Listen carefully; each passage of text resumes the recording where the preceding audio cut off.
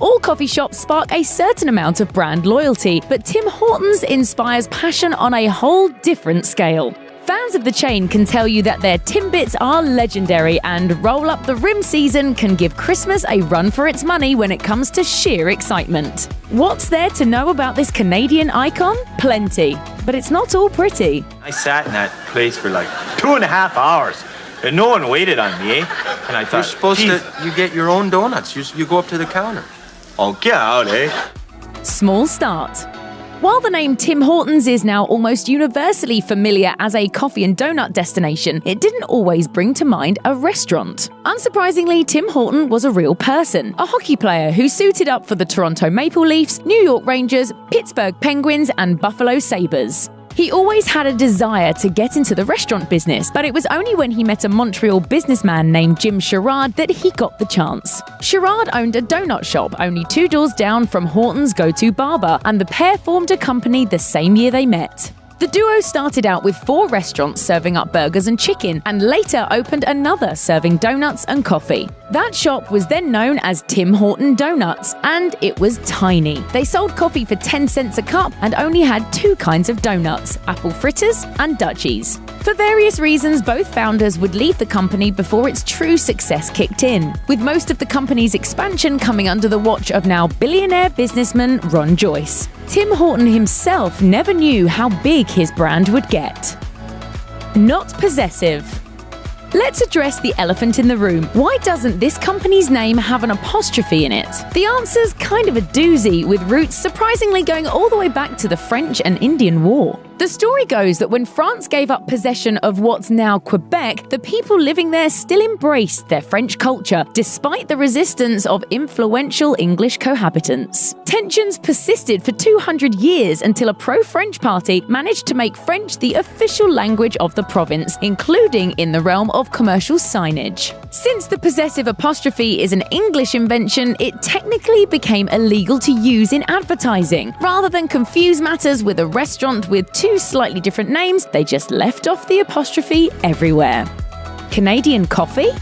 Tim Hortons might have a reputation as being the coffee company from the States' friendly northern neighbour, but their Java actually has a surprising source. The brand may be famously Canadian, but much of their product is actually roasted in, packaged in, and shipped from the USA. To be precise, it comes through a processing plant in Rochester, New York. It's not too far from Buffalo, where Horton donned his skates for the Sabres. That one processing plant sprawls over 40,000 square feet and employs only a few dozen people to make all the coffee Tim Hortons stores across the US and parts of Canada need. Parts because some Canadian stores are supplied by a separate Canadian processing facility. How much coffee comes out of Rochester? Reportedly, it's close to £40 million each year.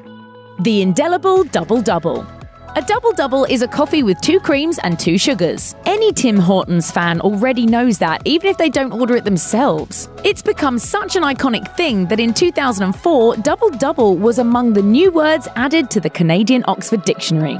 The book's editor-in-chief said the goal with the term's inclusion into the Canadian Oxford lexicon was to create a dictionary that, quote, accurately reflects how Canadians speak and write in the 21st century. Based on how many times a day people across the country are asking for a double-double, we'd say it's a fairly legitimate addition. The disappearing founder.